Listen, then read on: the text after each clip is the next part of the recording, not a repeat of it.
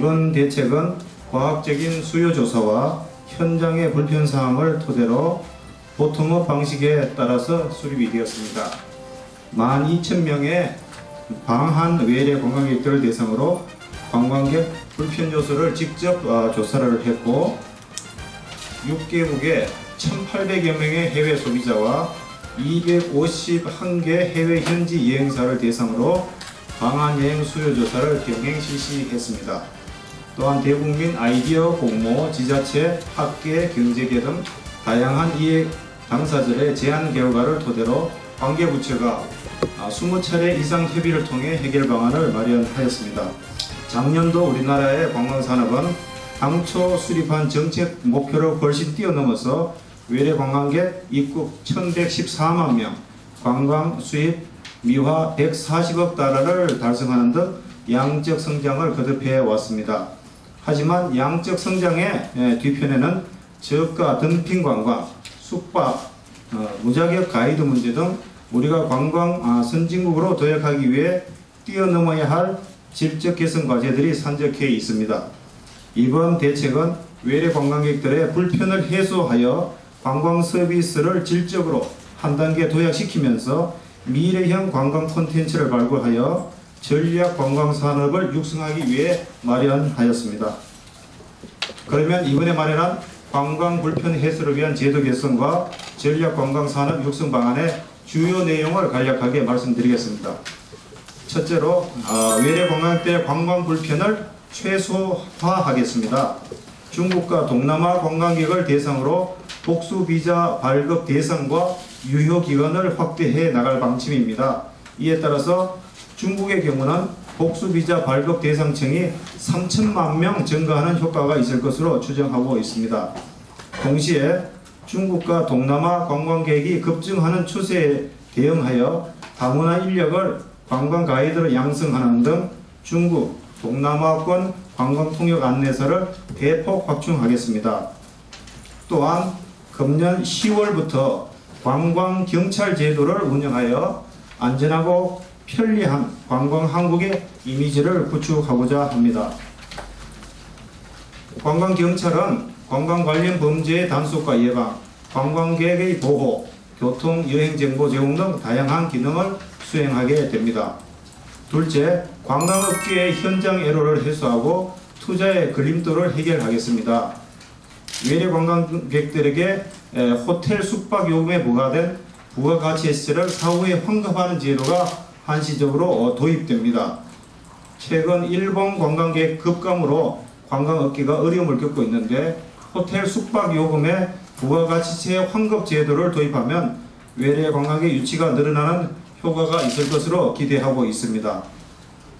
관광 분야에 대한 외자 유치를 촉진하기 위해서 부동산 투자 이민제가 적용되는 지역에 설립되는 콘도미니엄에 대해서는 외국인 경우에 객실당 1인 분양을 허용하겠습니다. 다만 내국인에 대한 전매 제한이나 주거시설로 사용이 금지되는 등 공유시설로서의 콘도미니엄의 기본 성격은 유지가 되어야 할 것입니다. 관광단지 개발 활성화를 위한 세제 지원과 규제 완화가 이루어집니다. 관광단지에 입주하는 투자자에 대해서는 취득세가 감면되고 관광단지 사업 시행자가 감정평가뿐만 아니라 조성원가로도 토지 매각이 가능해져 관광단지 개발 사업에 탄력을 받을 것으로 기대합니다. 관광단지 시행자에 대한 부동산 취득세 감면과 호텔용 부동산 재산세 감면도 연장되어서 2013년 이후에도 운영될 것입니다. 세 번째, 고부가가치 융복합 관광을 활성화하겠습니다. 복합 리조트 개발을 위한 지원 시스템이 마련될 것입니다. 금년에 용역을 통해 싱가포르 등 복합 리조트를 성공적으로 운영 중인 해외 사례를 벤치마킹하고 국내 관광시장과 카지노 환경을 분석한 결과를 토대로 제도를 설계해 나가겠습니다. 내년부터 지자체와 함께 관광 중심의 웰리스형 의료관광 클러스터를 조성해 나갈 것입니다. 전체 의료관광액의 80% 이상이 수도권을 방문하는데 지역 의료관광 클러스터는 의료관광 계획을 지방으로 분산하는 데 기여할 것으로 기대됩니다. 크루즈 관광의 경우 현재 3선석인 크루즈 전용 부도를 2020년까지 12선석으로 확충하고 종합관광안내센터 설치, 크루즈 관광객 유치 마케팅을 강화해 나갈 예정입니다. 또한 규모가 있는 국제 크루즈에 대해서는 외국인 전용 카지노 도입을 추진해 나갈 것입니다. 넷째, 한국만의 특성화된 관광 콘텐츠를 육성해 나가겠습니다. 우리 고유의 자연, 역사, 문화 자원이 훼손되지 않도록 올해 내로 자연 친화적 관광 자원 개발 가이드라인을 마련할 것입니다. 지방자치단체의 자발적인 참여를 유도하기 위해 가이드라인 준수 시에 정부의 지원을 확대해 나가겠습니다. 급증하는 캠핑 수요에 대응하기 위해 공공 캠핑장을 확충하고 사실상 자유업으로 운영되어 온 일반 캠핑장을 대상으로 하는 캠핑장업을 신설하여 안전과 시설 기준 등을 마련하겠습니다. 또한 정부 여러 관계부처와 지자체에서 각기 추진해온 도보 여행길에 대한 종합정보를 한 곳에서 볼 수 있도록 인터넷 사이트를 개설해서 공동 운영할 예정입니다. 수요 조사 결과 신흥시장인 중국과 태국 관광객들의 3분의 1 이상이 한국 방문 시에 전통문화 체험을 기대합니다. 농어촌 민박과 한옥 체험업의 음식 제공을 허용하고 고택, 종택과 연계한 종가음식 프로그램을 제공하여 한국 문화와 한국 음식을 함께 즐길 수 있도록 하겠습니다. 다섯째, 관광 서비스 인력 양성 및 자질 향상에 역점을 두겠습니다. 고용노동부와 함께 관광, 레저 4개 분야에 대한 국가 직무 능력 표준을 개발하겠습니다.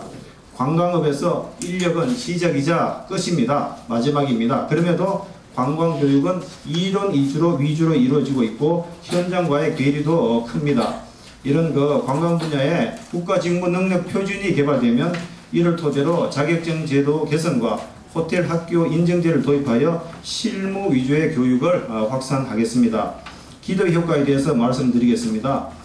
정부에서는 이번 관계부처의 종합대책이 원활히 추진되면 2017년까지 관광 수입 240억 달러, 외래 관광객 1,600만 명을 유치하는 데 성공할 수 있을 걸로 기대하고, 이 경우 우리나라 관광 종사자는 100만 관광 종사자 시대를 맞이하게 될 수 있을 것으로 기대합니다.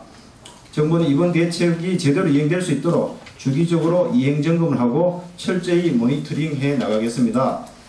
마지막으로 관광 산업은 어느 분야보다도 여러 부처와의 유기적인 협업이 필수적입니다. 오늘 함께 하고 계신 보건복지부 그리고 해양수산부를 비롯하여 관광 수요자를 중심에 놓고 관계부처가 머리를 맞대고 협업을 해 나가도록 하겠습니다. 이상 브리핑을 급히 보고를 마치겠습니다.